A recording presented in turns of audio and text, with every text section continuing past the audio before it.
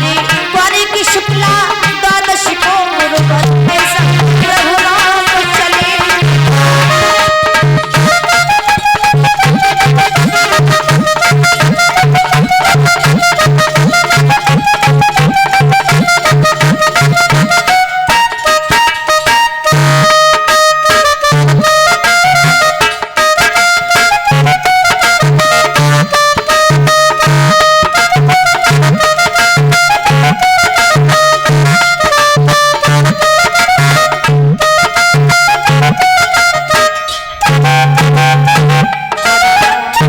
कहते ना जैसे ही पत्र मिला और पत्र मिलने के बाद में महाराज विश्वामित्र जी अब राम लक्ष्मण को लेकर के चले जनक जी के यहाँ। और जब जनक जी के यहाँ देखिए एकादशी को क्वार महीना की एकादशी को पत्र मिला, द्वादश को लेकर के चले। और जब आगे बढ़े हैं तो क्या देखा,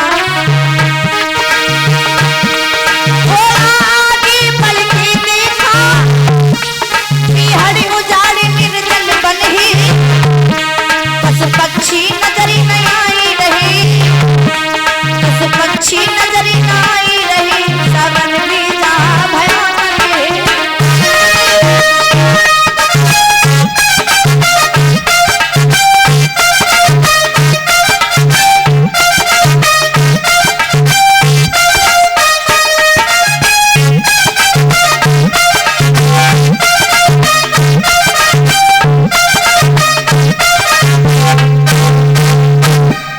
पाते ही खबर स्वयंवर की श्री जनक राज के धाम चले। और क्वार की शुक्ला द्वादशी को गुरुवर के संग प्रभु राम चले। थोड़ा आगे बढ़कर देखा बीहड़ उजाड़ निर्जन वन है, पशु पक्षी नजर न आई रहे, सावन भी जा भयानक।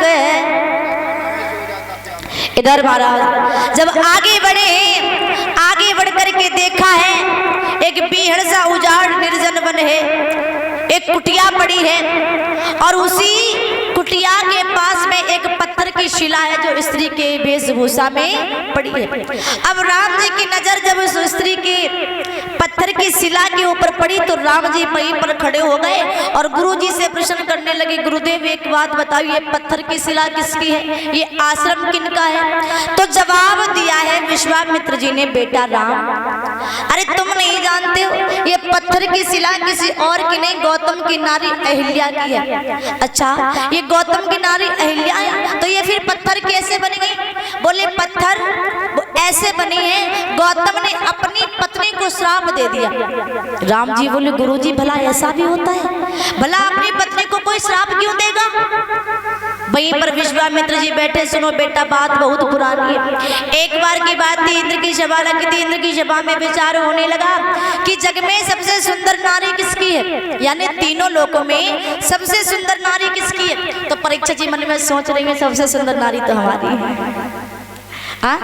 क्योंकि जग में सुंदर नारी वही है कि जग में सुंदर वही नारी और पति से जो प्रेम करे, जग में वही सुंदर नारी है पति से प्रेम करती है। बेनाएं जग में सुंदर वही नारी पति से जो रोज लड़े, रोज लड़ने वाली नहीं, जो पति से प्रेम करती है वही सबसे सुंदर नारी है। फर्क ये नहीं पड़ता है कि रंग कैसा है, हाँ ये जरूरी नहीं जो गोरे होते हैं वही सुंदर होते हैं, जिसके आचार विचार, जिसका मन, जिसकी वाणी सुंदर होती है केवल वही सुंदर कहलाया जा सकता है। अन्यथा जिसका रंग सुंदर है, जिसका रंग गोरा है वो सुंदर नहीं हो सकता। भाई आपका रंग सुंदर हो, रंग गोरा हो और आपके विचार बिल्कुल बेकार हो तो क्या आप सुंदर कहलाए जाओगे?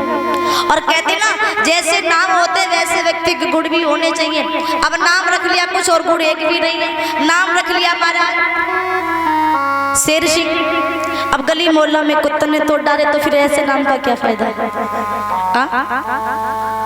नाम रख लिया दान चंद्र और कभी एक फूटी कौड़ी भी यदि दान ना की हो तो भाई ऐसे नाम का क्या?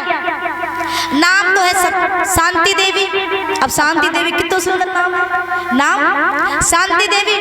और लेकिन महाराज दिन भर लड़ाई झगड़ा करें, दिन भर घर में उधम मचाए, तो फिर कहते ना जैसा नाम वैसे गुण भी होने चाहिए।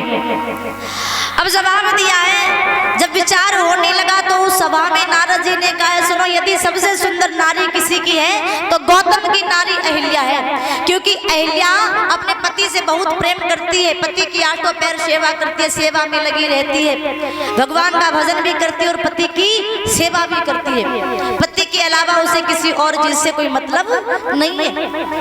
अब जैसे इंद्र ने सुना कि गौतम की नारी अहिल्या बहुत सुंदर है, तो अब हम अहिल्या के साथ में छल करेंगे।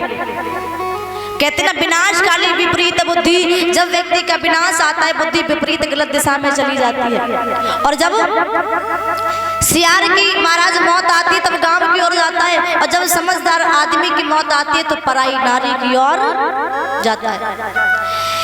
इंद्र चंद्रमा के पास में गया, चंद्रमा से कहा भैया चंद्रमा थोड़ी सी हमारी सहायता करो, ऐसा करो तुम मुर्गा बन जाओ। और बोला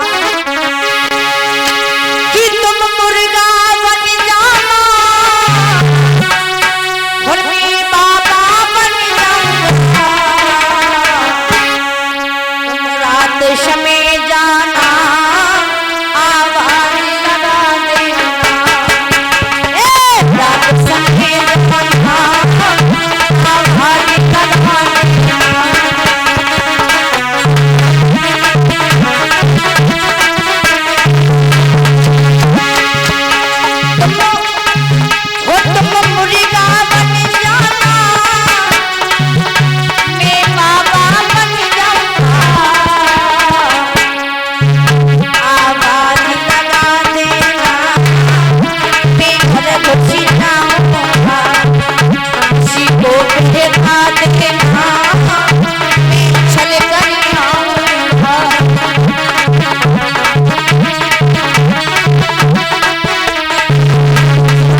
भैया तुम मुर्गा बन जाओ। और कहते ना पहले जब मुर्गा आवाज लगाता था तब लोग कहते कि भैया अब सवेरा हुआ है, अब ब्रह्म मुहूर्त लगा है, तो जवाब दिया तुम मुर्गा बन जाओ और आधी रात के समय आवाज लगा देना। क्यों?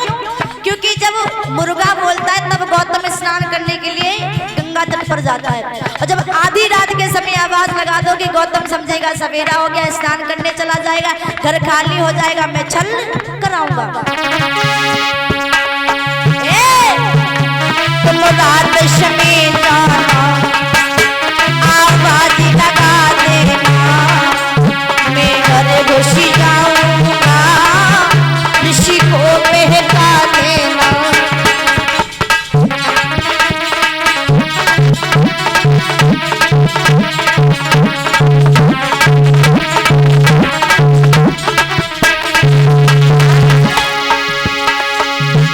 बस इतना काम करना,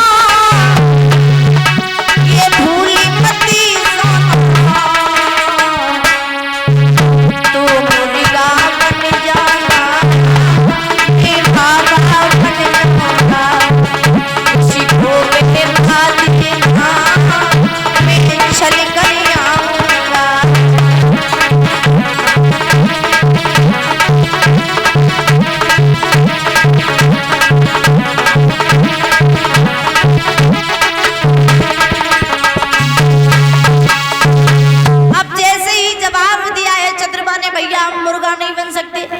भाई पाप करने तुम जा रहे हो और मुझे भी साथ में ले जा रहे हो, हम नहीं जाएंगे, हम मुर्गा नहीं बनेंगे।